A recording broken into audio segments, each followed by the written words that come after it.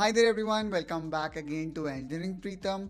In this video also we will be continuing our PTC Creo Parametric series. In this particular one we will talk about more different types of round tool. So without further ado, let's get started. Okay, so here we can see we are already in PTC Creo Parametric modeling environment.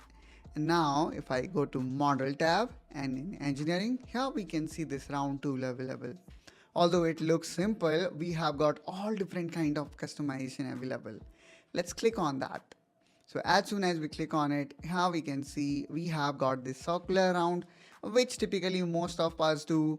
Then we have got this conic round, which is a round using conic section.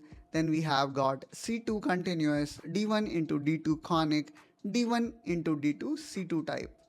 And then here we can also understand what exactly we will expect by choosing a particular one. For example, this D1 into D2C2 is around using a spline cross section with independent distances, which is curvature continuous to adjacent surface. But let's go with the first one, which is circular round, and then I'm gonna select this rolling ball type.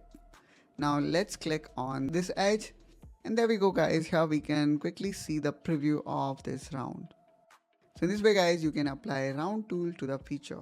And then obviously if let's say you would like to change the type, you can go from circular to conic, and in this way guys, you can adjust the type of round you want.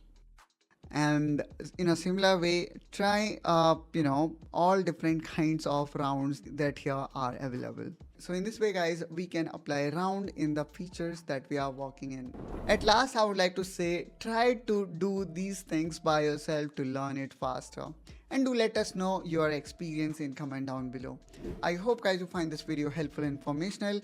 If so, then please do like and subscribe to Engineering Pritam to follow complete PTC Creo Parametric series, and I will catch you soon with one such another video. Till then, you take care and bye bye.